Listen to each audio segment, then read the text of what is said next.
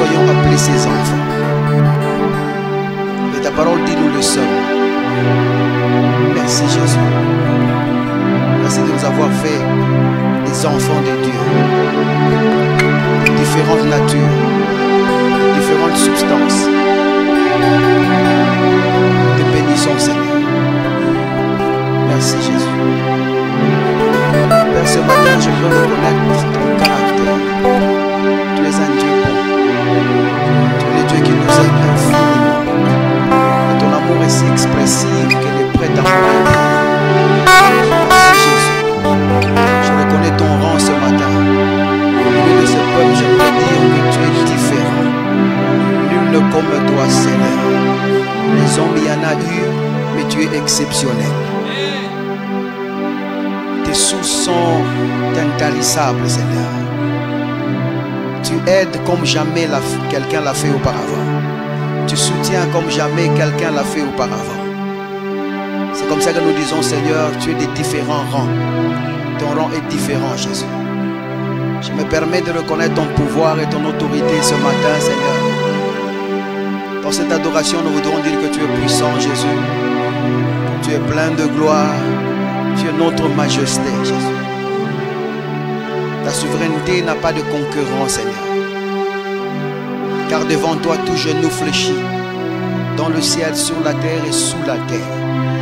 Il n'y a aucun endroit, il n'y a aucun instant où ton autorité n'est pas ressentie ou subie. Tu es celui qui impose ton autorité partout, Seigneur. Merci, Jésus.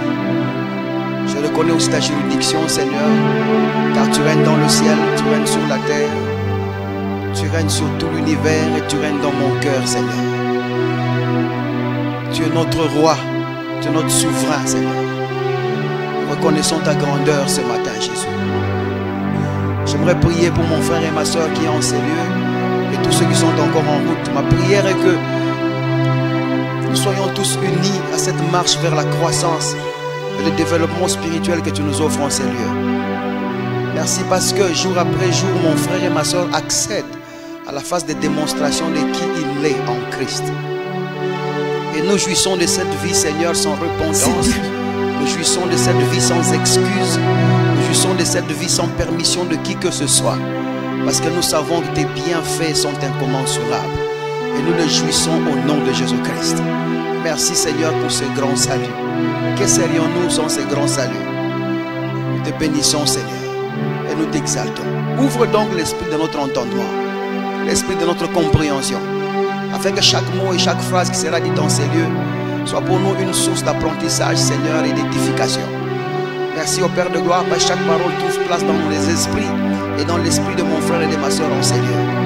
Et nous tous, Seigneur, nous nous soumettons à ton enseignement, nous nous soumettons à ce que tu dis, et nous nous soumettons à la croissance que tu nous donnes et au développement spirituel que tu nous accordes dans ces lieux. Merci pour tes sources d'information qui abondent au milieu de nous, car nous pouvons dire en ces lieux que ta parole y abonde sérieusement. Merci Seigneur pour tes profondeurs. Merci pour ce que tu fais dans nos vies, au nom de Jésus-Christ. Que quelqu'un donc m'aide à faire ces déclarations avant d'entrer dans la parole de Dieu ce matin, et nous les faisons avec foi. Père, je te suis reconnaissant de ce que tu m'as jugé digne de me confier ta parole. Je suis né par ta parole, je vis par ta parole, au-dessus des circonstances et de toute autre situation. Je sais, Seigneur, que je gagne toujours, je réussis toujours et je prospère toujours, selon ce que dit ta parole, dans le nom puissant de Jésus. Aidez-moi à acclamer le Seigneur, à saluer votre voisin. Merci beaucoup. Merci au groupe de louange aussi, que Dieu vous bénisse. Merci. Nous sommes en train de parler de phronesis et la prière. Nous avons dit que phronesis, c'est la compréhension active qui pose des actes et qui nous cause à le faire, tout en suggérant des lignes d'action en Christ. Nous avons dit que cette compréhension-là, en fin de compte, ou premièrement dans ses activités, ce qu'elle fait, c'est qu'elle nous établit dans la réalité de vie en Christ. Il y a une réalité de vie qui est en Christ. Et cette sagesse de Dieu, tout ce qu'elle fait, c'est de nous prendre de là où nous étions en connaissance et nous déposer dans cette réalité de vie-là en Christ. Et j'aimerais dire à quelqu'un qu'il existe une réalité de vie en Christ. Je bénis le Seigneur parce que tous les jours nous y allons, comme la Bible est en train de dire en Ésaïe 28, je crois, à partir du verset 10 et 13, que nous y allons précepte par précepte. Précepte par précepte. C'est ça, non? Voyons un peu le verset, parce que je l'ai lu quand même il y a longtemps. Ésaïe 28,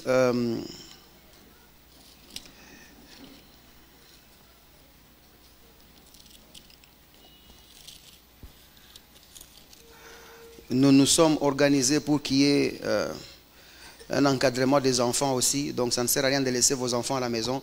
Amenez-le. C'est bien que vos enfants grandissent en Christ et surtout qu'ils grandissent en écoutant l'évangile aussi.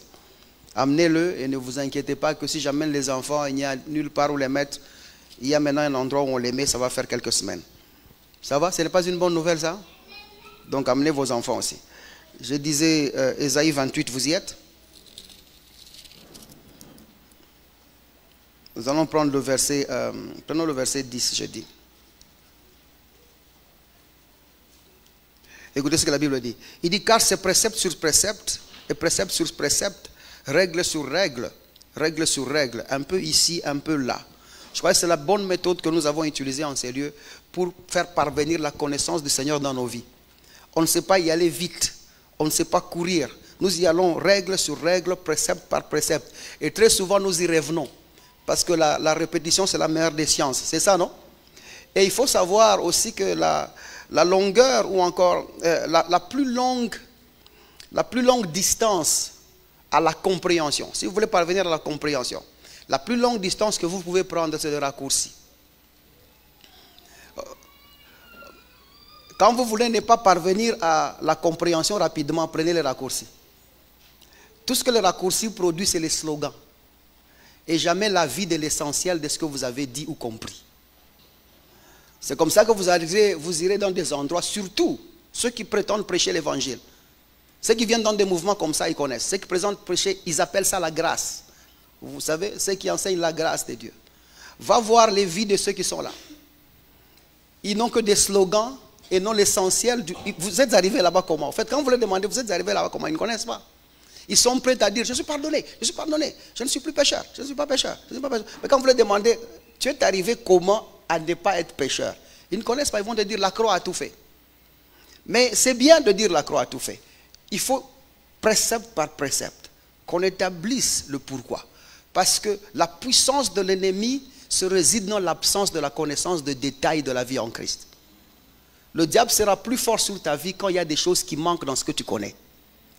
C'est comme ça que je répète ce que je venais d'être inspiré à dire maintenant. Que la distance, la plus longue distance à la compréhension, c'est le raccourci. Ne cherche pas de raccourci. Et la vie chrétienne n'est effective que si tu es parvenu à faire le cycle complet. Si tu sautes des classes, tu échoueras toujours. Les chapitres que tu sautes, le chapitre que tu ne sais pas reconnaître aujourd'hui, le chapitre que tu ne connais pas aujourd'hui, vont créer problème demain. Ça va jusque-là? Accepte d'aller classe par classe. Je parle à quelqu'un jusque-là? Accepte d'aller classe par classe. Commets aussi des fautes. Vous qui avez cru hier et après, ou avant-hier, ainsi de suite. Il ne faut pas chercher à être moi comme moi aujourd'hui. Non, tu n'y arriveras pas. Il ne faut pas dire non, j'ai envie de boire la bière. La bière, c'est seulement moi qui t'avais acheté. Non, il ne faut pas prendre des challenges avec la boisson. C'est difficile quand même qu'un pasteur parle comme ça. Il ne faut pas prendre des challenges avec l'objet de tes faiblesses. Ce n'est pas lutter avec ses faiblesses. C'est vaincre ses faiblesses. Va classe par classe. Vas-y pas à pas. Et nous qui te regardons, nous sommes là pour te soutenir. Et de toutes les façons, les gens ont droit au bonheur. C'est ça, non? Il ne faut pas vouloir être comme moi. Accepte de commettre des erreurs. Et sincèrement, commets-les. Et chaque fois que tu le commettras, tu dis, une voix te dira en toi, tu vaux mieux que ça. Et tu auras un dégoût spirituel, un dégoût établi par Dieu, qui brandira plus ce que tu es en Christ que ce que tu as fait dans la chair. Jusqu'à ce que tu parviennes à l'évidence de reconnaître qui tu es en Christ. tes fautes ne seront que... Tu vas commencer à vivre luttant avec la chair. La chair a été clouée avec le vieil homme sur la croix. Il n'existe pas. Ce que tu ressens là, ce n'est pas le produit de la chair. C'est juste une préprogrammation de tes pensées. Je parle bien jusque là? Si c'est à toi que je parle, dis un bon amen, comme ça je progresse. Continuons un tout petit peu. Et c'est dans cette réalité de vie-là, où cette compréhension nous amène, que nous trouvons l'homme en Christ. Cet homme qui est saint, cet homme qui est juste, et cet homme qui est glorieux. Enfin, nous avons dit que cet homme qui est glorieux, là, saint et juste, il est l'idéal de l'homme pour Dieu. Car Romains chapitre 8, verset 29 nous dit, ceux qu'il a connus d'avance, il les a prédestinés à être semblables à l'image de son Fils. L'homme en Christ, c'est l'homme idéal pour Dieu. Quand Dieu regarde sur terre, il cherche l'homme en Christ. Il ne cherche pas quelqu'un d'autre. Et c'est comme ça que j'ai envie de dire à vous tous qui êtes sur la télévision et la radio en train de regarder tout ce qui se passe là-bas sur les réseaux sociaux. Mon frère, l'homme idéal, ce n'est pas Brad Pitt. L'homme idéal, ce n'est pas Beyoncé. Ça va? L'homme idéal, c'est la nouveauté de vie. L'homme idéal, ce n'est plus qui a 2 pieds, ce n'est pas celui qui a 2 pieds. L'homme idéal, ce n'est pas celui qui a 2 mains. L'homme idéal, ce n'est pas celui qui a 2 jambes ou 2 yeux, non. L'homme idéal, c'est la nouveauté de vie. Quel que soit ton handicap, ça ne te fait pas moins devant Dieu. Mais au contraire, c'est une preuve que Dieu est encore vivant au milieu des hommes. Donc n'essaye pas de te réduire sur des aspects physiques pour dire que tu es moins que les autres. L'homme en Christ, c'est celui qui est né en Jésus-Christ. Je parle à quelqu'un jusque-là? Et quand nous parlons de la glorification de l'homme en Christ, nous disons qu'il est saint, qu'il est juste et glorieux. Quand nous faisons la gloire, nous allons y parler. La gloire de l'homme en Christ, ce n'est pas une moindre chose. L'homme en Christ, ce n'est pas Jésus transfiguré. Ce n'est pas ce Jésus-là qui a la montagne, qui brille le visage. Non, ce n'est pas ça ta gloire. Aide-moi à dire à ton voisin, ça c'est petit. Parce que la transfiguration, même Moïse l'a fait. La Bible dit lorsqu'il descendit de la montagne là avec les pierres, son visage brillait. Et d'ailleurs, les gens ne parvenaient même pas à le regarder, qu'on a pu faire un petit linge pour qu'on couvre son visage. Il brillait tellement de la brillature que personne ne pouvait le fixer. C'est quand tu penses que la gloire de l'homme en Christ, c'est juste cette gloire de la transfiguration, tu es dans la gloire de l'homme en fait. Parce que la gloire de la transfiguration, c'est la gloire d'Adam. Et Jésus l'a manifesté pour montrer qu'il était le deuxième Adam. Afin qu'il soit identifié par ceux qui l'attendaient comme l'offrande de leur péché. C'est comme ça que Élie et Moïse se sont approchés pour lui demander ce qu'il allait faire à Jérusalem cette fois-ci. C'est toi qui vas mourir pour nous ou ce n'est pas toi? C'est-à-dire que la gloire là qu'on a vue à la transfiguration, c'est la gloire de l'homme. Pas la gloire de l'homme en Christ. Je veux dire c'est la gloire d'Adam. Mais la gloire de l'homme en Christ, c'est la gloire qu'il y a en Apocalypse. Au premier chapitre, quand vous commencez à partir du verset 17e, je pense, ou un peu plus haut, la Bible donne les descriptions de cet homme en Christ. Il donne toutes les descriptions. Il parle même qu'il brillait partout. Mais il ajoute une chose, qu'une lumière sortait de ses yeux. Et vous savez, de la même manière que les disciples l'ont identifié à la transfiguration, c'est de la même manière que Jean aussi l'a identifié là. La Bible dit, Jean dit, lorsque je l'ai vu, lorsqu'il vit cette gloire-là, Jean dit, j'ai tombé comme un homme mort. Il n'a pas eu le courage de dire, Seigneur, construisons un temple pour toi. Comme ceux-là. Parce que la gloire de l'homme demande un logement. La gloire de Dieu, c'est les logis. Ça va jusque-là? La gloire de l'homme n'a pas d'habitation. C'est l'habitation. Et l'homme en Christ a cette gloire-là. Tu as une gloire qui peut électrifier le monde. C'est-à-dire que le monde entier, nous pouvons venir te brancher et les services d'électricité ne fonctionnent plus. J'espère avoir dit deux choses là. Ça va jusque là? Donc je disais, cet homme en Christ, il est glorifié de cette gloire là. C'est comme ça que nous insistons pour dire que Naître de nouveau, c'est le changement d'identité. Ce n'est pas un prolongement de vie. Naître de nouveau, c'est le changement d'appartenance. Tu n'appartiens plus à la même personne. Naître de nouveau, c'est aussi le changement de statut qu'on n'a pas encore attaqué jusque-là. Bouge ton voisin, dis on est encore au début, ne dors pas, regarde-le très bien. C'est comme ça qu'il est important que nous parlons des 5 positionnements majeurs, ou qu'il a plu au Seigneur, que nous puissions parler des 5 positionnements majeurs qui renforcent ces changements d'appartenance-là, dont nous décrivons tous ces derniers temps ici. Nous avons dit premièrement que dans le changement d'appartenance, il faut reconnaître que l'homme en Christ a changé de royaume et de sphère de domination. Tu n'es plus là où tu étais avant. Tu n'es plus dans le même royaume. Vous connaissez le royaume où on ensorcelle les gens? Tu n'habites plus là-bas. Tu n'es plus de là. Le royaume où les gens échouent tous les jours, tu n'habites plus là-bas. Tu n'es plus de là. Le royaume où il y a des malades, tu n'habites plus là-bas et tu n'es plus de là. Car la Bible dit en ce qui concerne les maladies, que ceux qui habiteront la cité ne disent « je suis malade ». Tu n'es plus dans la même cité. Là-bas, personne ne tombe malade. Et c'est là que tu te trouves. Quelqu'un me comprend jusque-là? Aide-moi à dire un bon amen si tu me comprends très bien. La deuxième des choses, c'est que l'homme en Christ a changé de nature. La Bible décrit l'homme en Christ comme un participant de l'esprit. La Bible décrit l'homme en Christ comme un participant de Christ.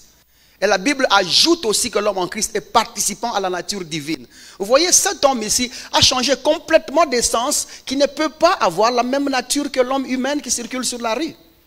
Et j'aime bien ce que Paul dit. Lorsque vous nous voyez sur terre, nous avons tous... Il dit, vous pouvez voir les mêmes chairs, mais il ajoute, il dit, toute chair n'est pas la même chair.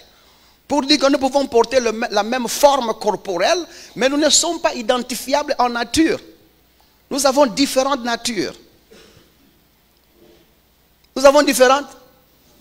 Et brandis cette nature-là à chaque degré de vie que tu traverses tous les jours. Je ne sais pas, quel que soit ce que tu connaîtrais ou quel que soit ce que tu vivrais, rappelle-toi que tu n'es pas un être humain. Tu es un être en Dieu. Ça va jusque-là?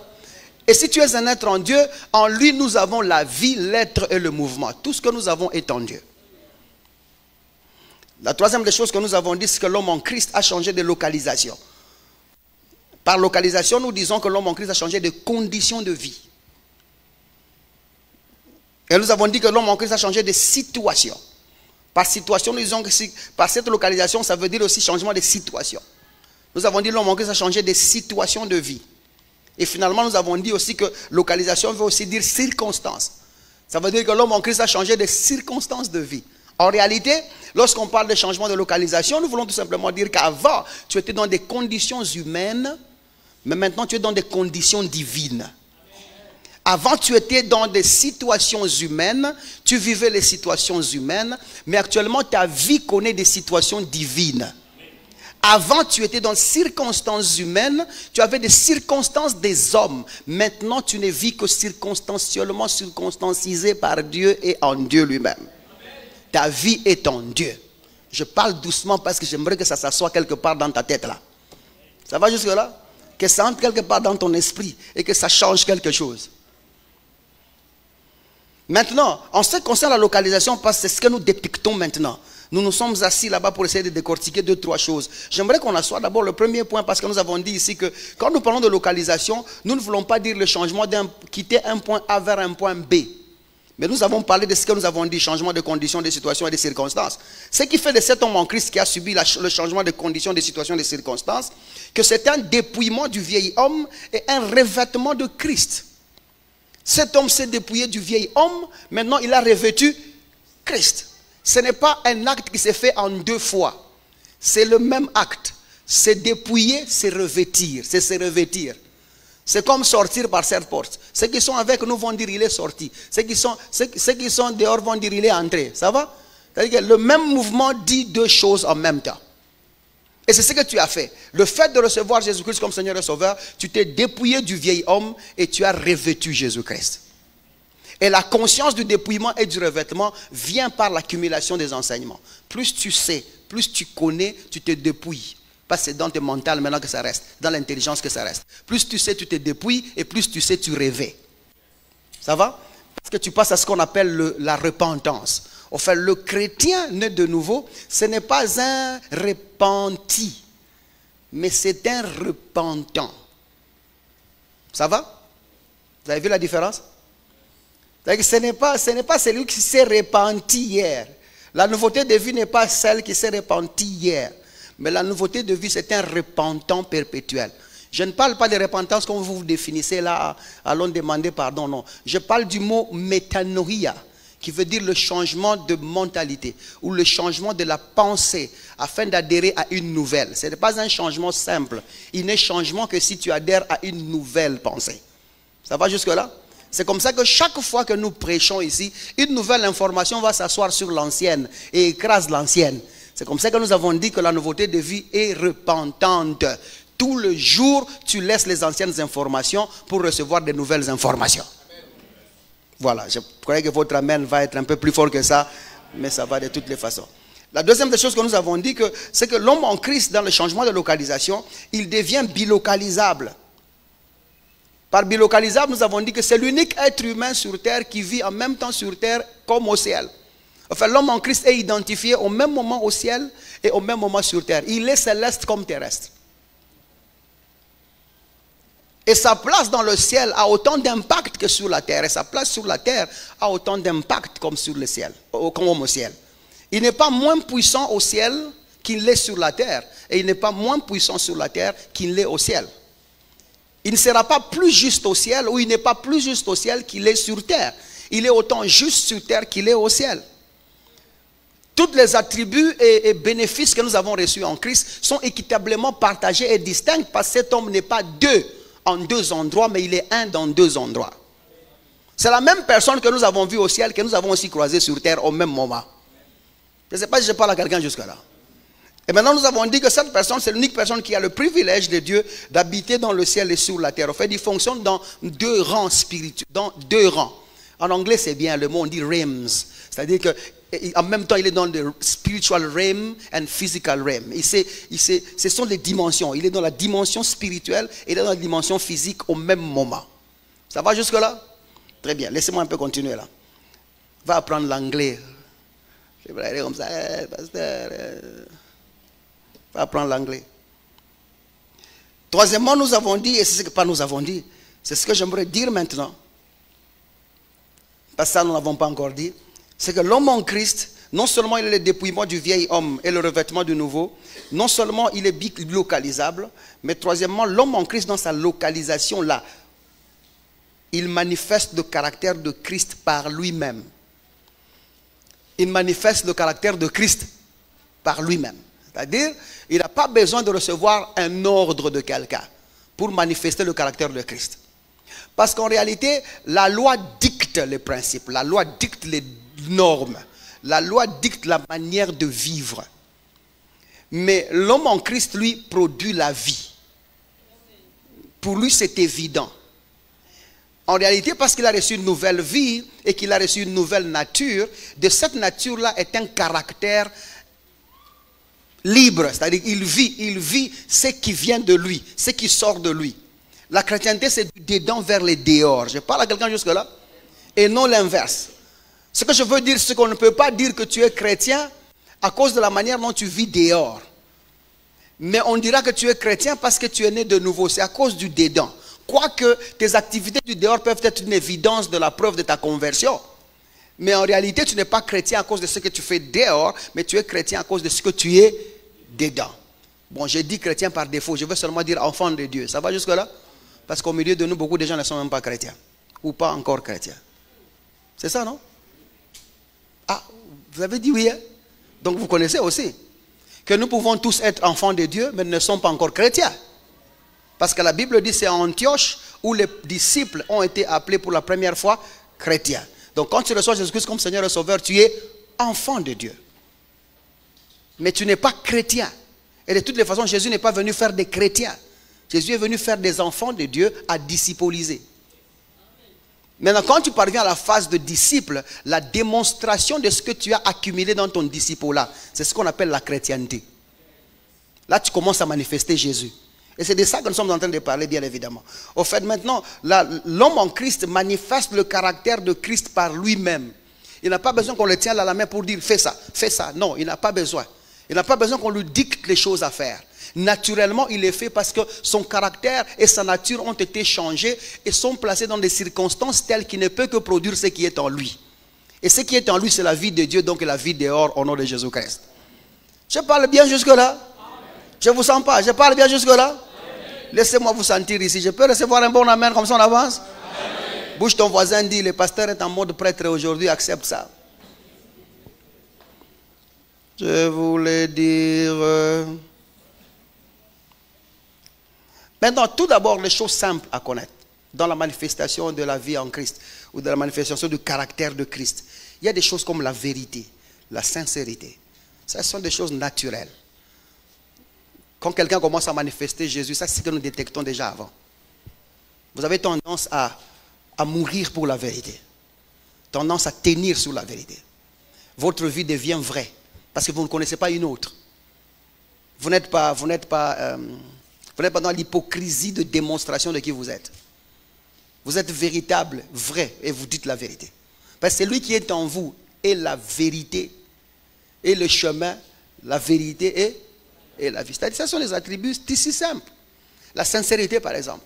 Un enfant de Dieu ou l'homme en Christ porterait les choses. Tu veux être sincère. Il y a aussi un autre truc dont on parle ici, l'honnêteté. Vous savez, surtout vous les chrétiens, vous êtes premiers. Je suis honnête, je suis un homme honnête. Vous savez que l'honnêteté n'est qu'une marque de fourberie quand il manque de transparence. Vous êtes honnête, mais pas transparent. Et beaucoup de gens ne savent pas ça. Que tu peux être honnête, mais tu n'es pas transparent. Par exemple, quand tu dis je vais en ville, tu as été honnête. Est-ce que tu as été transparent? Je vais en ville voir Kazadi. Après Kazadi, j'irai voir Mutombo. Après Mutombo, j'irai à la banque. Après la banque, j'irai... Ça s'appelle l'honnêteté. Il n'y a pas d'honnêteté sans transparence. Lorsque vous privez de l'honnêteté, la transparence, vous êtes un fourbe. Regardez un peu votre voisin, vous dites,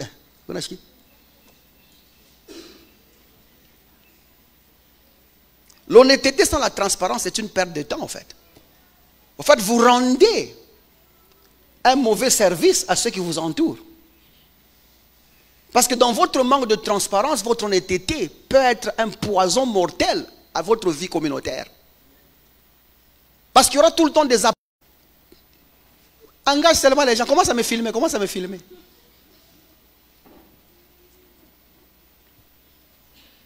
Ta femme te demande, tu étais où? Non, non, c'est ça.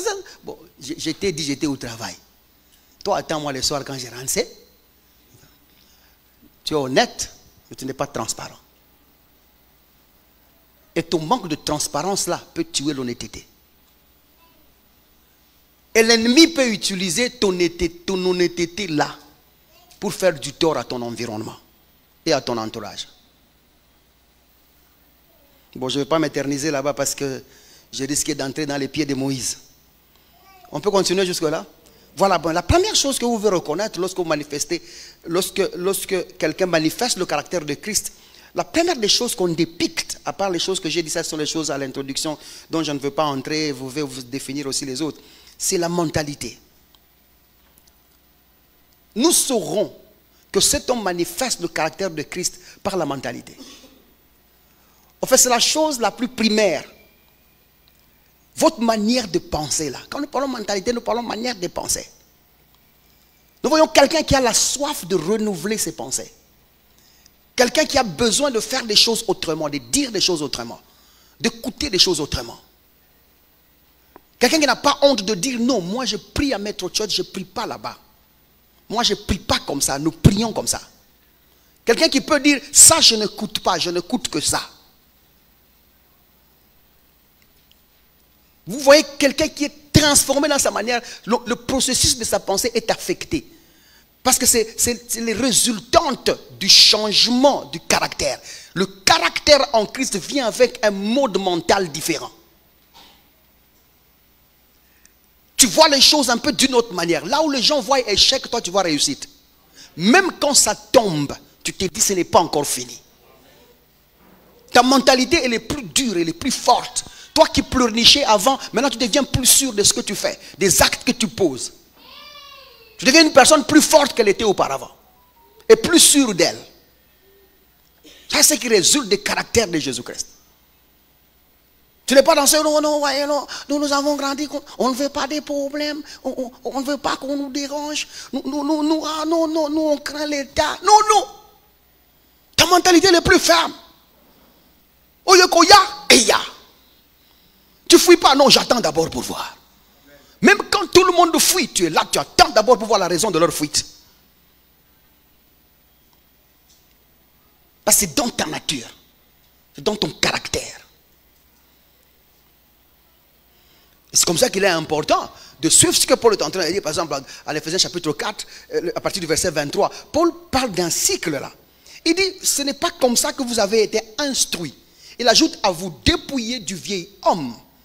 Et puis en fin de compte, il dit à être renouvelé dans l'esprit de votre intelligence. Vous voyez les étapes? C'est-à-dire que la mentalité que vous créez est aussi boostée par ce que vous entendez. Il faut qu'on vous instruise à poser un acte. Et quand vous avez été instruit à cela, c'est comme ça que vous commencez à fonctionner d'une autre manière. Parce que votre mentalité, votre façon de penser a complètement changé. Bien évidemment, le monde a son processus de raisonnement, sa manière de penser. Romains chapitre 12, verset 2 dit quoi? Ne vous conformez pas au siècle présent. Mais il ajoute 1, 2, 3. Pardon? C'est un ordre. Soyez transformés par le renouvellement de votre transformation et par le renouvellement de l'intelligence. Lorsque le renouvellement de l'intelligence vient, la transformation est ferme. Parce que vous tenez sur des bases solides. Vous avez la raison du pourquoi vous vivez ainsi. La raison du pourquoi vous agissez ainsi. La deuxième des choses, c'est la simplicité.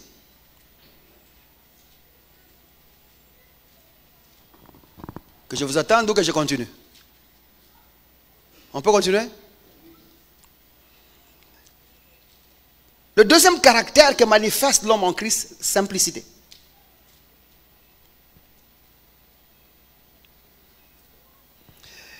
La simplicité pour moi, c'est au fait ce qu'on appelle l'art de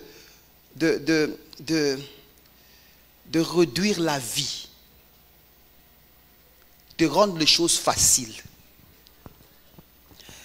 de rendre les choses paisibles. Quand ce qui est compliqué, vous le réduisez au minimum. Ça appelle au contentement, bien évidemment, mais c'est aussi le fait de trouver la joie dans ce qu'il y a. La simplicité, c'est quelque chose qui découle du caractère de Christ. Vous êtes avec les riches, vous le parlez tel que vous êtes, sans chercher à parler comme un riche. Vous êtes avec les pauvres, vous les parlez tel que vous êtes, sans chercher à être pauvre. Parce que vous, là, l'homme en Christ n'est ni pauvre, ni riche. Il est l'homme en Christ.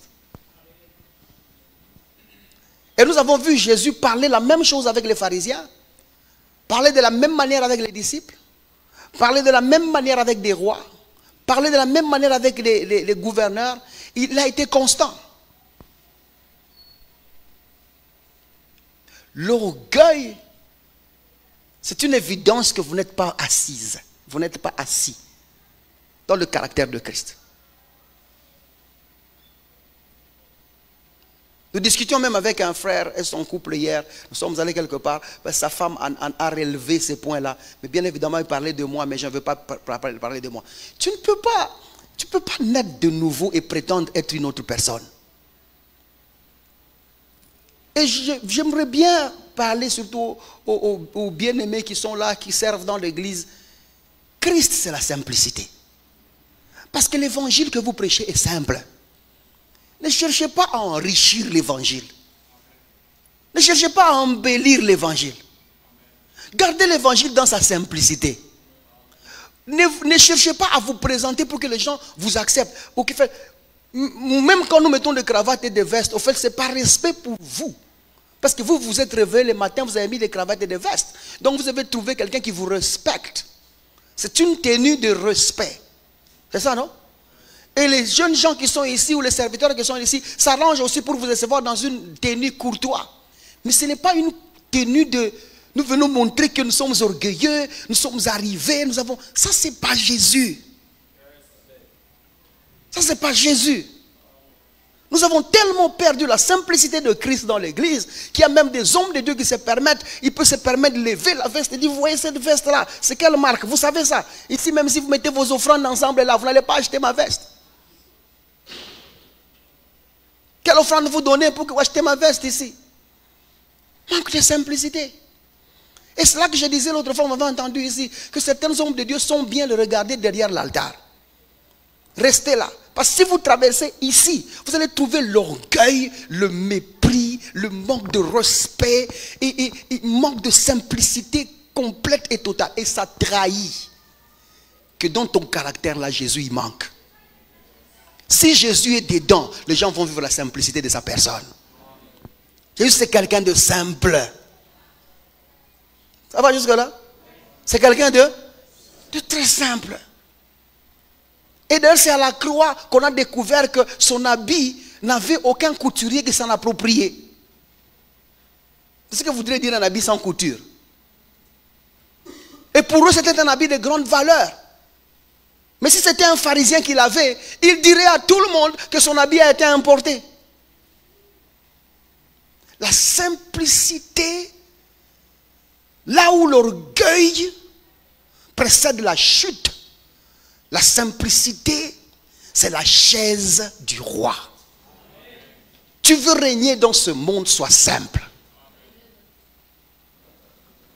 Tu t'ouvriras de portes à cause de cette simplicité. Parce que la simplicité fera que tu aides quelqu'un dans un travail vil, mais cet acte-là t'élèvera. Je connais quelqu'un un jour là, en pleine ville. Il est là debout, en train d'attendre son rendez-vous. Il avait un rendez-vous. Le monsieur lui dit, attends, il est au coin. Dans cette ville ici. Je crois que c'est du côté de la Gécamine là-bas, à côté de l'avenue Mobutu, du côté là où il y a le bureau Gécamine là. Il était juste au coin là, Mobutu coin, Camagno là. En train d'attendre son rendez-vous. Et il regarde, une Jeep arrive, mais crevée. Un monsieur descend, il est inquiet du fait que il ne sait pas, en fait, il est bien habillé, mais il ne sait pas se pencher pour ouvrir le pneu. Le monsieur qui est là, il dit, bonjour monsieur. L'autre dit, bonjour, je vous vois être là. Je te dis, oui, je suis en retard. Vous voyez les gens, je suis en retard, je dois partir. Je ne sais pas, il dit, mais là, c'est quoi le problème? Mon pneu, crevaison. Vous avez des pneus de réserve? Oui. Vous avez les clés des roues? Oui. Ok, je peux vous aider. Dans les il change, il remet. Le gars qui est en train de faire les pneus, là, il est ancien de l'église. Il fait les pneus, il remet, et puis il dit, merci beaucoup, ça va. Il dit, vous voulez qu'on vous paye? Il dit, non, paye, pourquoi? Je suis là, je n'ai pas changé d'endroit. C'est ici le lieu de mon rendez-vous. J'attends quelqu'un ici. Mais vous, vous avez une crevaison. Je ne pouvais que vous aider. Le gars lui regarde et lui dit, tu travailles où? Il dit, je n'ai pas d'emploi. Je suis là parce que j'attends un rendez-vous qui suppose avoir un endroit où m'amener. Il dit, non, moi j'ai un emploi pour toi, suis-moi. Il le suit. Vous connaissez, il y avait Vision Mondiale à l'époque à côté là. Et il travaillait là. Il travaillasse. Mais vous les orgueilleux, vous êtes non, je ne peux pas faire ça. Ça c'est le travail de saleté. Moi je ne peux pas toucher. Moi je suis quelqu'un. Même dans l'église on me connaît. Je suis. Tu es quoi? Tu n'as que tes épaules.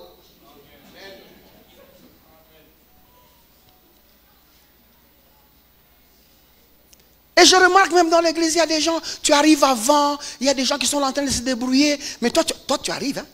Les cultes n'ont pas encore commencé. Tu touches d'abord la chaise. Tu regardes et puis... Et puis, une fille de quelqu'un comme toi, elle aussi, elle a papa et maman comme toi. Elle est venue à l'église aussi comme toi. Elle ramasse un tissu. Elle vient, elle essuie la chaise. Et puis, elle te dit, assois-toi. Et puis là, tu t'assois. Tu mets même la jambe sur l'autre. Tu ouvres la... Tu es un hypocrite. Un orgueilleux de rien du tout. Orgueilleux de rien du tout. D'ailleurs, toi, avant d'entrer au ciel, tu me trouveras à la porte. Je vais te gifler à cause de ça. Sois simple. Vous trouvez les gens en train de servir. À quoi bon faire avec eux? Qui est le propriétaire de cette église? Personne. D'ailleurs, cette salle ne nous appartient pas. Nous louons ici. Les chaises sur lesquelles vous êtes assis, ce n'est ni mon offrande, ni ton offrande qui est achetée. Ce sont les chaises de la salle. Nous les louons. Donc quand tu les trouves sales, tu veux blâmer qui? Blâmes-tu toi-même?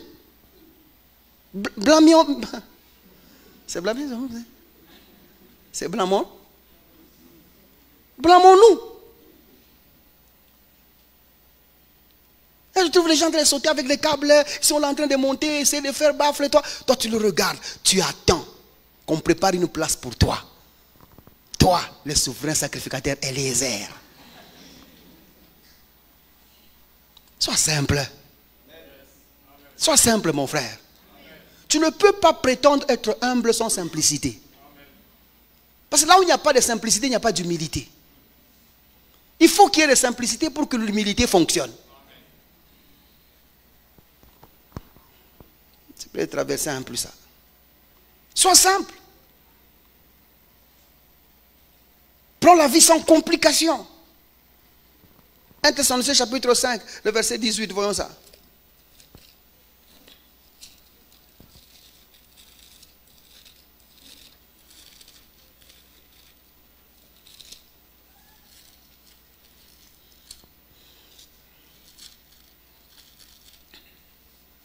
Thessaloniciens chapitre 5, regardez le verset 18.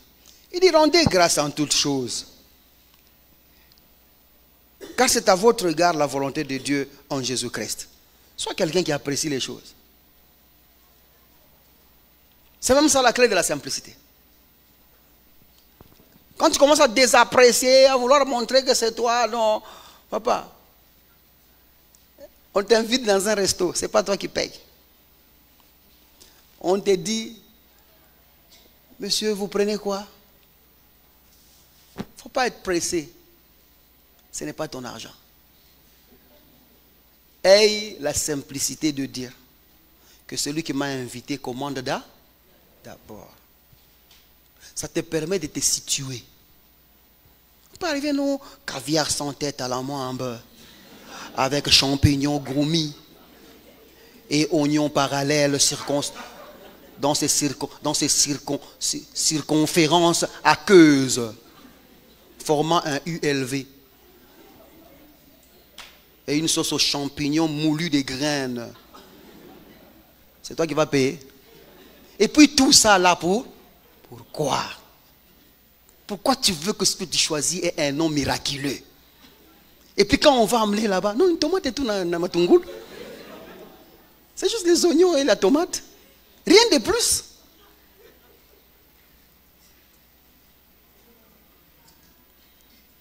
Si vous allez manger quelque part là, on demande à cette femme, tu es sûr que ce que tu as commandé? Il dit oui, c'est ça. Pour nous tous, nous étions, parce que c'est dans leur pays. Nous tous là, nous sommes des étrangers. C'est un cousin qui l'avait fiancé au fait. Bon, on dit bon, c'est chez eux. Donc elle maîtrise les trucs. Quand on amène comme ça, des petits morceaux de viande crue. J'ai dit à mon cousin là, j'ai dit, tu vas épouser une Mutumbula. Va commencer à te manger celle-ci. Maintenant mange. Elle ne sait pas manger. Tout ça parce qu'on veut paraître exceptionnel par toi-même. Regarde, tu es déjà exceptionnel. Si tu ajoutes l'exception sur ce que tu es, tu gaffes. Parce qu'à part ce que tu es, il n'y a plus rien plus que ça. Tu es déjà bien comme ça. Quelqu'un me comprend jusque-là? Tu es déjà bien plus que ça. Prends la vie simplement. La troisième des choses, c'est la sociabilité. L'homme en Christ, dans son caractère, il manifeste une vie sociale. Sa vie relationnelle, personnelle est correcte. Il n'est pas moody, comme les anglophones disent. Il n'est pas quelqu'un de humeur. Tu te réveilles aujourd'hui bien, demain tu te réveilles mal, après demain tu te réveilles bien. C'est quoi ton problème? C'est toi qui as la joie du Seigneur. Tu dois la produire partout. Quand le monde vit avec toi, les gens doivent avoir envie d'être avec toi. Parce que c'est toi l'homme qu'on attendait. Et dans sa vie relationnelle avec les autres, cet homme-là manifeste premièrement l'amour et la paix. Ce sont des choses que tu vois, que tu détectes déjà au début là, l'amour et la paix. Il sait vivre en paix, il sait vivre en amour. Et si tu es un homme en Christ, tu as des difficultés de vivre en amour et de produire la paix autour de toi, il y a un problème. Romains chapitre 12, le verset 18.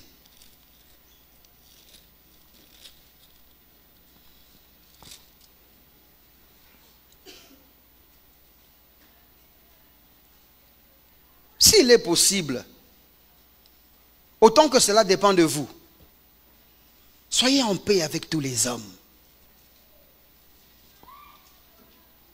J'aimerais qu'on rentre un peu à 17 pour prendre l'élan. Ne rendez à personne le mal pour le mal.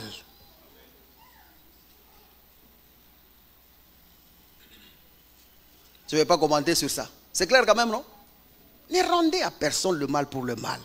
Il dit recherchez ce qui est bien devant tous les hommes. Observez bien. Recherchez ce qui est bien devant tous les hommes. Le mot devant là, il est discutable. Parce que ce n'est pas chercher ce qui est bien. Parce que devant moi, il n'y a vraiment rien. Comment savoir ce qui est bien devant moi? Et puis ce n'est pas que je dois chercher ce qui est bien devant les hommes. Vous me regardez alors je cherche ce qui est bien. Non. Ce que l'auteur veut dire ici, c'est chercher ce qui est bien dans chaque personne. Renforce ce qui est bien dans chaque personne. Je me rappelle, nous avions un frère qui chantait avec nous ici. Il a vécu dans une ville ici. Et là-bas, il y a eu confusion des faits. Il est allé dans une autre ville. Et chez eux, à la maison, on avait déposé, je crois, sa belle-sœur qui était enceinte. Et les rumeurs ont circulé telles que c'était lui qui avait engrossé et la belle-sœur et sa femme. Bon, les rumeurs sont allées comme ça s'est allé comme ça s'est publié comme ça, ainsi de suite. Toute la ville où il habitait, on a connu qu'il avait engrossé et femme et belle-fille. Et il n'a jamais eu le courage de chercher à rectifier parce que pour lui, ça fait quoi? Est-ce que c'est un problème? Bon, je n'ai pas dit que c'était un problème d'engrosser les deux. Mais est-ce que c'est un problème quand ce n'est pas vrai? Il a laissé passer, il a dit, bon, le temps va passer là-bas. Ou le temps va passer par là. Finalement, l'homme qui avait engrossé cette fille-là a remarié cette fille-là. Les années sont passées. Les gens qui ont vécu avec lui dans cette ville-là, ils arrivent à mettre au church, ils le trouvent en train de chanter. Ils chantent très bien. Et un pasteur qui était dans l'assemblée vient me suivre et me dit, pasteur, le frère là, tu le connais bien. Je dis oui. Où est le problème? Il dit, est-ce que tu connais son état d'âme? Tu dis, je n'ai pas besoin de connaître son état d'âme. Je ne suis pas un myophilologue. Ça existe, hein? Je n'ai pas besoin de connaître son état d'âme. Il me dit, non, là, il engrosse les gens d'où nous venons. Je lui dis, ici, il chante bien. Ça va jusque-là? Moi, j'ai trouvé le bien dans ce frère. Si nous tous nous serons comme ça, l'église du Christ sera un lieu merveilleux à vivre. Nous sommes très rapides à trouver ce qui est mal dans l'autre et nous et aveugles à voir ce qui est bien dans l'autre. Et pourtant, ces frères-là, ils se développent en bien tous les jours parce que les facultés de croissance qui sont en lui ne sont pas des hommes. Ce sont des facultés de Dieu. Quel que soit qui tu étais, aussi longtemps que tu es assis, tel que tu es là, à l'évangile de Jésus-Christ, tu seras perfectionné, tu n'as pas de choix. Tu es maudit à être une meilleure personne. Toi, tout ce que tu as fait, c'est s'asseoir seulement. Même si les gens t'ont connu comme une prostituée avant, ça c'est ton problème. Ici, si tu chantes, tu sers, tu es protocole, tu ne me verras jamais te rappeler ta prostituosité. Pour moi, tu es la meilleure choriste de tous. Ça va jusque-là? Si nous tous nous allons regarder comme ça, les choses vont avancer au nom de Jésus-Christ. Et c'est ce qui a tué le corps de Christ. Les enfants de Dieu sont devenus trop jugeotes. Et vous savez, aujourd'hui, nous jugeons même le miracle devient un problème. La sœur dit, maman, Dieu a fait un miracle. Vous laissez d'abord la sœur, vous l'observez, vous dites, c'est une fille que nous connaissons, non, elle ne peut pas mentir, c'est correct. Maintenant, vous vous tournez vers le pasteur, est-ce que le pasteur là, il est vraiment en Dieu?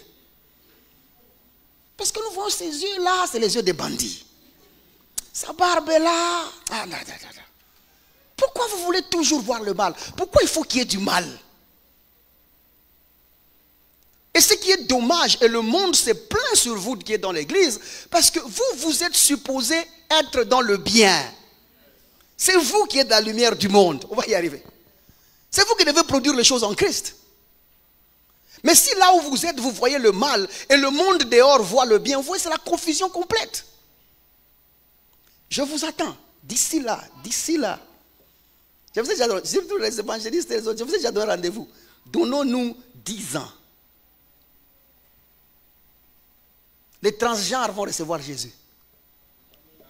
J'aimerais voir comment vous allez dealer avec eux. Parce que les homosexuels, ça va encore. Ils reçoivent Jésus-Christ tous les jours. Les gens qui ont changé les sexes vont croire en Jésus. Parce que cette parole, elle est puissante.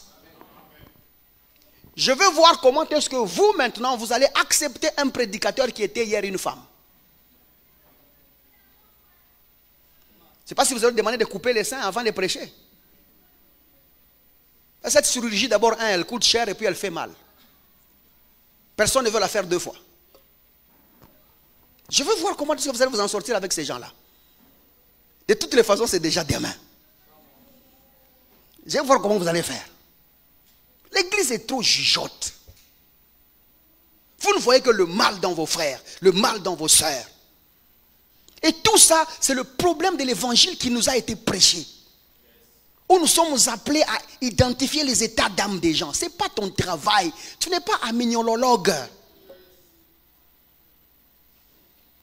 Ce n'est pas toi qui transformes les gens. Ce n'est pas toi qui es mort pour eux à la croix. Tout ce que tu as à faire, c'est voir le bien dans l'autre. Et moi, les serviteurs de son Dieu, ils connaissent. Tu ne peux pas m'appeler moi pour qu'on discute sur tes défauts. On va discuter comment? Juste ton père. Papa, en train de discuter avec les défauts avec son enfant. Oh, maintenant, là, quand tu as volé, maintenant, c'était comment? Aïe, tu as senti bien?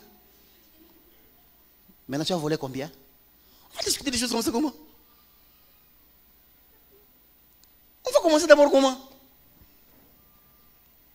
Je ne veux savoir qu'une seule chose, que tu réussis dans ta vie, que tu prospères dans ta vie, que cet évangile a des effets sur ta vie, et que tu prospères dans tout ce que tu fais.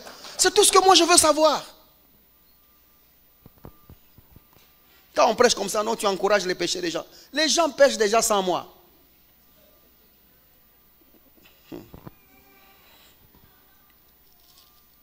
L'amour et la paix sont des choses que tu retrouves chez un chrétien. Avançons un peu. Il dit, recherchez ce qui est bien devant tous les hommes. Il dit, s'il est possible, autant que cela dépend de vous, soyez en paix avec tous les hommes. Soyez en paix avec eux.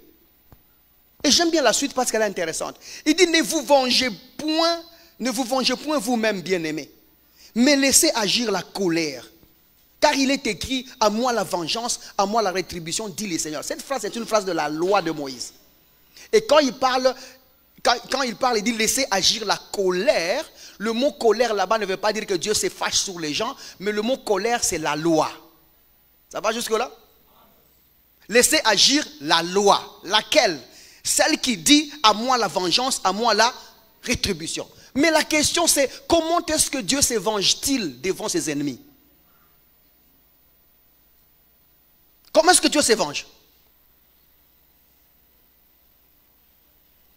La Bible dit nous étions tous aussi en inimitié avec Dieu. Toi et moi nous étions des ennemis de Dieu hier, non? Alors comment est-ce que nous avons été réconciliés avec Dieu? Comment est-ce que Dieu s'est vengé sur nous? Dieu se venge en tuant son fils. La vengeance de Dieu c'est le salut qu'il offre à l'humanité. Comment est-ce que Dieu se venge sur les fautes des gens? En sauvant les gens, en offrant son fils. Dieu ne se venge pas en tuant les autres. Dieu ne se venge pas en tuant le criminel. Parce que la Bible dit Dieu ne veut pas la mort d'un méchant. Même la mort d'un méchant il ne veut pas. Mais il veut que le méchant se convertisse. Alors parce qu'il veut la conversion du méchant, il offre la cure de la conversion. La mort, l'ensevelissement, la résurrection de Jésus-Christ. C'est comme ça qu'il se venge. Alors cette phrase de la loi disait qu'on laisse à Dieu la vengeance. En d'autres termes, laisse que Dieu sauve cette personne-là. Et puis le verset 20 il dit, mais toi à ton tour, si ton ennemi a faim, fais quoi? Donne-lui à manger. S'il a soif, donne-lui à boire. Car en agissant ainsi, ce sont des charbons ardents que tu amasses sur sa tête. Ça aussi c'est un autre problème. Parce que vous là, chrétiens, vous dites, je te laisse seulement. La Bible dit que je te laisse, ce sont les charbons que je te...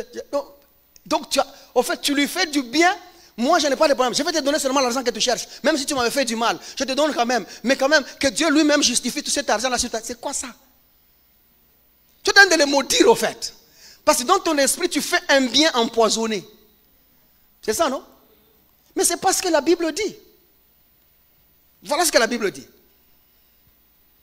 Il dit, donne-lui à boire, car en agissant ainsi, en faisant du bien à la place du mal, ce sont des charbons ardents que tu amasses sur sa tête. Notez que c'est sur sa tête, pas sur les têtes.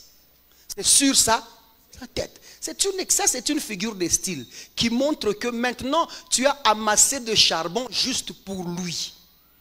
Et le charbon ardent était expressif du feu qui se trouvait dans l'endroit où on consumait, où on était en train d'immoler l'agneau ou la bête à offrir. C'est-à-dire qu'on a offert la bête pour nous tous avec le feu, le charbon qui a été allumé. Et Dieu a dit que vous êtes pardonnés. C'est ça, non? Maintenant, nous quittons cet endroit-là. Mon frère me fait du mal. Il me fait du mal, oubliant que nous venons d'être pardonnés. Comme nous venons d'être pardonnés, on te demande d'aller là, rallumer le feu pour lui et réoffrir juste pour lui. Est-ce que vous comprenez ce que le texte dit là-bas? Juste pour lui. En d'autres termes, quand quelqu'un te fait du mal, ce qu'on te demande, c'est prier pour son salut. Ça va jusque-là? Aide-moi à dire à ton voisin, vois Bible, vois Bible. Commence à voir Bible. Ou sinon, vous risquez d'interpréter la Bible comme des méchants. Lèvez-vous, lève la main, Tout celui qui t'a fait du mal, tout celui qui... Cette année, le feu va briller sur la terre. Donc vous êtes des sorciers. Ce n'est pas ce que la Bible dit. C'est dans votre tribu que ça dit comme ça. Dans la Bible, ça c'est une figure de style qui traduit le feu de l'immolation. Est-ce qu'on se comprend? Il m'a fait du mal, mais juste pour lui, je peux aller rentrer auprès du souverain sacrificateur, demander un autre sacrifice juste pour lui. Et puis il ajoute verset 21. Ne te laisse pas vaincre par le mal, mais surmonte le mal par le bien. Comment est-ce que nous surmontons le mal par le bien? En Jésus-Christ, bien évidemment. En acceptant le sacrifice de la croix.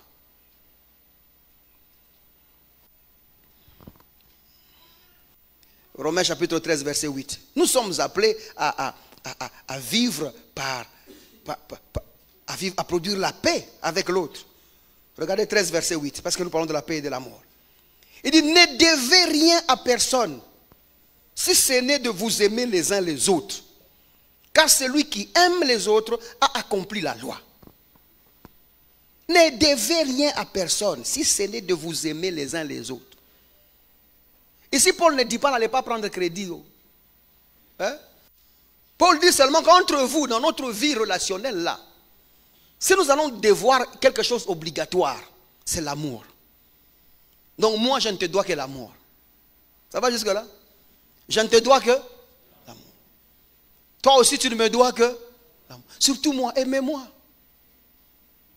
Je ne te dois que de tout ce qu'un homme peut devoir à quelqu'un, en Christ, moi, je ne te dois que l'amour. Donc même si tu venais chez moi, tu me demandes l'argent, je dis je n'ai pas, il ne faut pas t'énerver. D'ailleurs, moi je n'ai pas de dettes chez toi d'argent. J'ai seulement les dettes bibliques d'amour. Ça va? Donc tu me demandes l'argent, je te dis je n'ai pas, je dis prions quand même. Ça vous aimez? Non, l'amour donne. Il faut apprendre à donner. Il y a d'autres personnes, leurs mains là, on dirait, ce sont les mains acoustiques. Donne. Il y a du bonheur à donner. Il y a du plaisir à donner. Les gens qui donnent, même leur teint est bien. C'est ce qu'on nous enseignait là-bas. Donc, tous ceux qui avaient un mauvais teint, c'était les gens qui ne donnaient pas. Nous avons souffert vraiment, nous autres ici. Donc, la paix et l'amour sont des choses que l'homme en Christ produit dans son caractère. Et l'homme en Christ n'a pas de problème à produire ces choses-là parce que ça fait partie de sa personne, ça fait partie de son identité. Galates chapitre 5, verset 22. Je vais dire un truc et puis rentrer dans ça pour finir parce qu'il ne me reste plus que 5 minutes. Galates chapitre 5, verset 22, observez ça. Il dit, mais le fruit de l'esprit, l'esprit là dont on parle là-bas, ce n'est pas le Saint-Esprit, ok? L'esprit dont on parle là-bas, c'est l'homme nouveau, l'esprit régénéré, l'esprit né de nouveau. Parce que le Saint-Esprit ne produit pas de fruits. Ça va? Ben, vous m'avez compris. Mais le fruit de l'esprit, c'est l'amour. Aussi, ça doit se lire comme ça. Le fruit de l'esprit, ne mettez pas la virgule. Vous dites, le fruit de l'esprit, c'est deux points, l'amour. Et puis on commence à décrire cet amour-là. On dit c'est l'amour qui produit la joie, la patience, la paix, la bonté, la bénignité, la fidélité, la douceur, la tempérance. Il dit la loi n'est pas contre ces choses. En d'autres termes, la description de la joie et des autres sont des produits de l'amour. L'esprit lui produit l'amour. L'homme intérieur produit l'amour parce que c'est ce qu'il doit. Maintenant, dans l'acte de l'amour, il y a maintenant la joie. Je viens chez toi en amour joyeux. Je suis patient parce que je suis quelqu'un qui aime. Ça va jusque-là? C'est de l'amour que viennent les autres. C'est clair pour quelqu'un? L'homme en Christ, quatrièmement, il est résilient. Il a la résilience. Le caractère de l'homme en Christ se manifeste par la résilience. En d'autres termes, la gestion d'épreuves. Lorsqu'il est soumis à des sujets graves, lorsque des problèmes arrivent chez lui, on peut voir la résilience. Parce que ça fait partie du caractère de cet homme en Christ-là. L'homme en Christ est résilient. Quels que soient les défis, il peut les défier. L'homme en Christ, en fait, c'est une machine à défier les défis de la vie. Il sait donner les réponses que le monde lui pose. Et nous remarquons dans sa résilience que cet homme agit sans peur ni désespoir. Parce que la chose qui fait trembler les gens, la chose qui déstabilise les gens, lorsque les problèmes arrivent, c'est la peur d'abord de cette situation-là et le désespoir de ne pas quitter cette situation-là. Un problème arrive, tu penses déjà que tu n'as pas d'argent. Tu penses déjà comment est-ce que tu vas y sortir ou tu ne vas pas y sortir. Mais ce que Dieu veut de toi, c'est qu'en produisant le caractère en Christ, que tu sois quelqu'un de résilient. Quelqu'un qui peut vivre sans peur et sans désespoir. Et ça, c'est le caractère que Jésus-Christ manifestait. Imaginez, pendant que tout le monde paniquait autour de Jésus-Christ, à Gethsemane, quand on est venu l'arrêter, c'était l'homme le plus serein de la scène. Il avait le temps de recevoir les gens. Il avait le temps de leur parler, de poser même des questions. Mais les autres étaient en panique. Jésus n'avait ni peur, ni désespoir. Parce qu'il avait déjà vu la fin. Car la fin, c'était lui qui gagnait. Quand vous êtes résilient, vous voyez la fin de la situation au nom de Jésus-Christ. Je parle à quelqu'un jusque-là. Voyons rapidement Jacques chapitre 1er verset 2.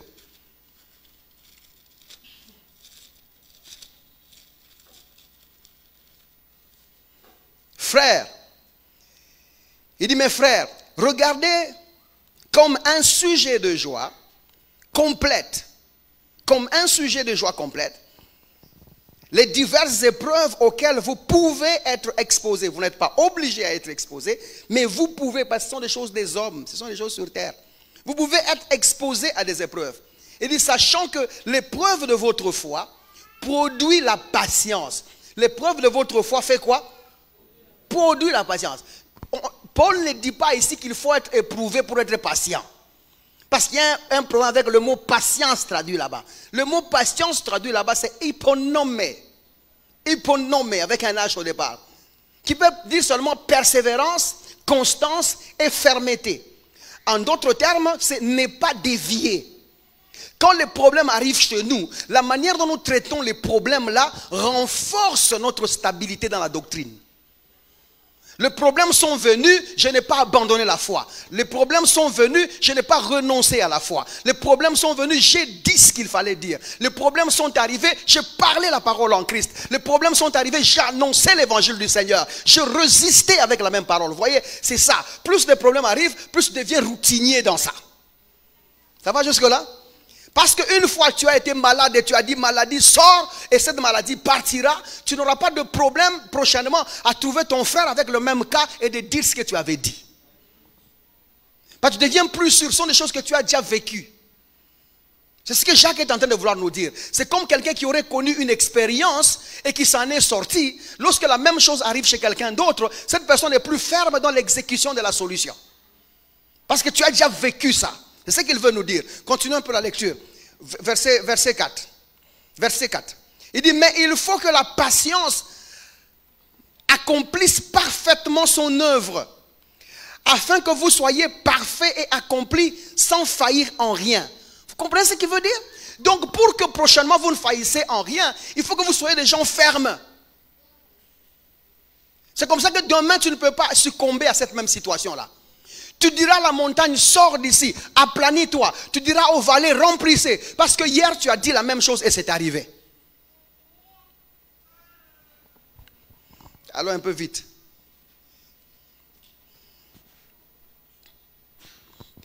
Cinquièmement, le dernier caractère que je disais, je vais prendre seulement 5, que l'homme en Christ manifeste, c'est la foi. La foi, nous ne parlons pas des biceps, nous parlons aussi de la doctrine. La manière dont cette personne jouit de la doctrine en Christ. La manière dont tu fais les choses en Christ. Et ça se voit dans les témoignages de sa personne. Par témoignage, c'est-à-dire que sa vie elle-même est un message. Quand vous voyez cette personne, vous pouvez voir qu'elle porterait quelque chose de différent. Vous êtes dans le groupe de gens, on va te dire seulement... Et puis finalement on te dit, tu es chrétien? Il dit, oui, je suis un enfant de Dieu. Il dit, c'est comme ça, depuis que tu es entré ici, je savais voir que toi tu étais différent des autres. Parce qu'il y a quelque chose qui se manifeste en toi qui est doctrinalement repérable. Et sa vie devient pour le monde entier une lumière. Et tu deviens la lumière du monde, au fait. Parce que tu vis ce qui est dit de toi en Christ. Je parle à quelqu'un jusque-là? Matthieu chapitre 14, Matthieu chapitre 5, verset 14. C'est nos derniers versets.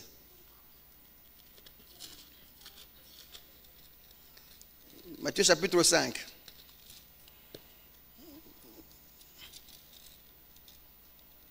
Le verset 14. Il dit, vous êtes la lumière du monde. Je pensais que tu vas dire amen ça. Vous êtes la lumière du monde. Pas lui. Il dit, nous sommes la lumière du monde. Il dit, nous sommes une ville située sur une montagne. Il dit, une ville située sur une montagne ne peut être cachée. Et on n'allume pas une lampe pour la mettre sous le boiseau. Mais on la met sur le chandelier. Et elle éclaire tous ceux qui sont dans leur maison. Vous savez ce que Jésus-Christ est en train de dire ici, c'est que tu es une lumière du monde, tu n'as pas été appelé pour te cacher. Les gens vont finir par te voir. Ça va jusque-là? Plus tu brilles, plus les gens te verront. C'est ça, non? En fait, plus tu brilles plus fort, c'est de loin qu'on commence à te voir. Tu brilles petit, les gens te voient au milieu. C'est ça, non? Et plus tu vis, plus les ténèbres qui sont à côté de toi se dissipent rapidement. Et les gens seront identifiés à chaque fois. Mais il y a une suite que j'aimerais voir ici, que j'aimerais vous montrer. Regardez la suite là. Nous sommes à quel verset là? Verset 15. Mais on la met sur le chandelier. Verset 16. Que votre lumière luise ainsi devant les hommes, afin qu'ils voient vos bonnes œuvres et qu'ils glorifient votre Père qui est dans les cieux. Afin qu'ils voient vos bonnes œuvres et qu'il glorifie votre Père qui est dans les cieux. Ce n'est pas que toi maintenant tu vas t'efforcer à faire de bonnes œuvres, mais rappelle-toi que nous sommes son ouvrage créé en Christ pour les bonnes œuvres qu'il a préparées d'avance. C'est-à-dire que nous manifestons ce que nous sommes déjà. L'homme en Christ manifeste ce qu'il est déjà, c'est comme ça qu'il produit ça. Tu produis ce qui est déjà en toi. Tu ne cherches pas à le faire, ça fait déjà partie de toi. C'est comme par exemple, tu arrives quelqu'un, tu vois, nous tous sommes allés à l'école. Je n'ai jamais vu quelqu'un venir se plaindre et dire, ah, depuis que ces gens ils savent que je sais lire et écrire, ils mettent des publicités partout. Quelqu'un s'est déjà plaint comme ça? Non, tu ne te plaindras pas parce que tu lis, parce que la lecture fait partie de tes facultés. La faculté de lecture fait partie de ta personne. Tu ne peux pas t'empêcher que là où tes yeux sont fixés de lire. Ça va? C'est de la même manière que tu ne peux pas t'empêcher de produire le bien. Pas seulement de produire le bien, de faire aussi des miracles. De guérir les malades.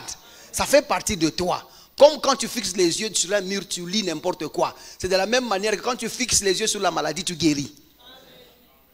Quand tu places tes mains sur des problèmes, tu changes la situation. Quand tu mets seulement ta bouche dans un dossier, c'est la solution. Quand tu entres seulement dans une affaire, les solutions changent. Pourquoi? Parce que c'est naturel avec toi. Tu es comme ça. Aide-moi à dire tu es comme ça, tu es comme ça. Ce ne sont pas des choses que tu recherches. Éphésiens chapitre 5, le verset 9. Éphésiens chapitre 5, le verset 9.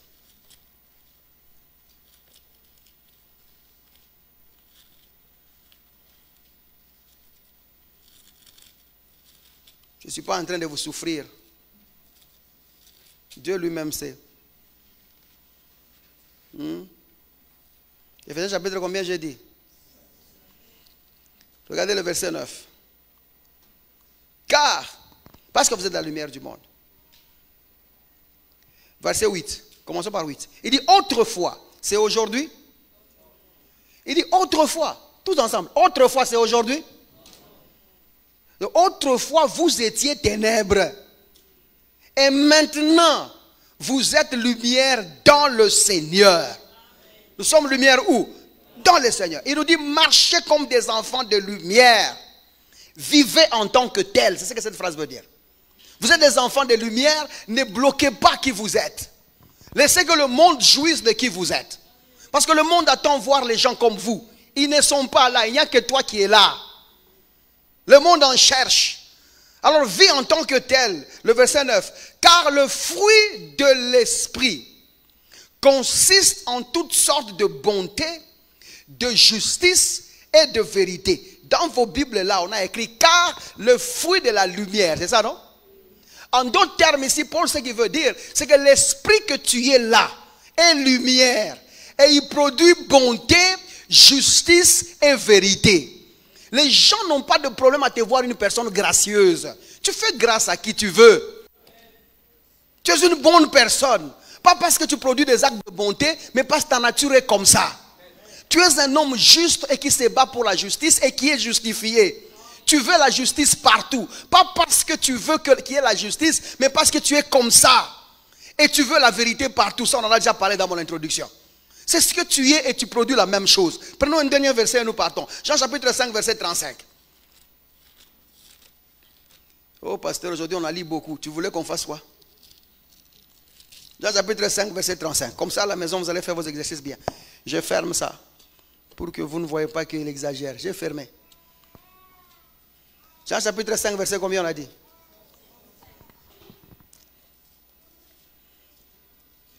Écoutez bien. Jean était la lampe qui brûle et qui luit. Et vous avez voulu vous jouir une heure à sa lumière. Jean était la lampe qui brûle et qui luit. Et vous avez voulu jouir à sa lumière une heure. Mais si Jean, qui était un être humain, qui a fini sa carrière en politique, vous ne saviez pas? Jean, il est mort à cause de la parole de Dieu. Il est mort politicien. Maintenant, Jésus est en train de vouloir qu'on se voie dans ça. Lui qui n'était pas né de nouveau. Les gens sont allés vers lui parce qu'ils voulaient voir qui il était. Mais maintenant, toi qui es né de nouveau, les gens doivent venir à toi parce que tu es l'échantillon de la vie de Dieu. Et au cas où tu te poserais des questions sur l'adversité, et les gens qui te veulent du mal, on dit tu n'es pas seulement une lumière qui luit, qui éclaire, mais tu as aussi une lumière qui brûle. Ton intensité n'éclaire pas seulement, mais brûle aussi l'adversité. Tu es comme ce soleil qui se lève en plein jour. Le matin, tu produis la lumière, mais quand tu arrives à midi, tu commences à brûler. Quelqu'un est avec moi jusque-là? Ce qui veut dire qu'avant, quand tu étais un enfant dans la foi, les gens pouvaient te regarder parce qu'il y a des choses qui manquaient. Mais plus tu écoutes la parole, tu brilles plus. Plus tu écoutes la parole, tu brûles plus. Plus tu écoutes la parole, tu brûles plus. C'est-à-dire que tes craintes commencent à disparaître. Tes problèmes commencent à disparaître. Parce que celui qui éclairait seulement commence à brûler maintenant. Je vois que tu brûles dans l'adversité au nom de Jésus-Christ. Tu brûles dans l'adversité au nom de Jésus-Christ.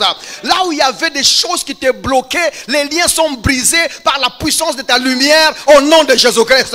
Non seulement tu es clair, mais tu brûles l'adversité au nom de Jésus. C'est comme ça que j'aimerais te dire, ton caractère, non seulement il fait du bien aux gens, mais il fait aussi du tort à tes ennemis.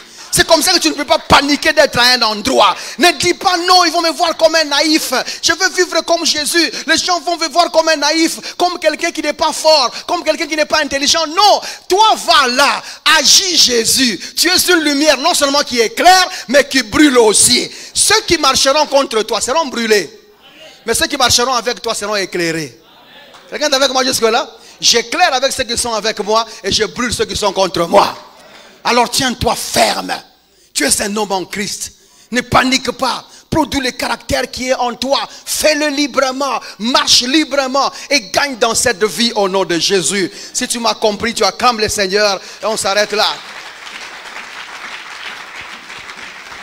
Voilà, tiens-toi debout rapidement. On dit un mot et puis on part. Merci beaucoup. Vos acclamations là, c'est moi qui vous ai forcé seulement. Cette diffusion a été sponsorisée par des frères et sœurs qui croient en l'avancée de l'évangile de Jésus-Christ et Jésus-Christ crucifié sans additif. Si vous désirez vous joindre à eux, veuillez nous contacter au +243 99 000 27 60 ou encore par email à l'adresse maîtrechurchrdc@gmail.com.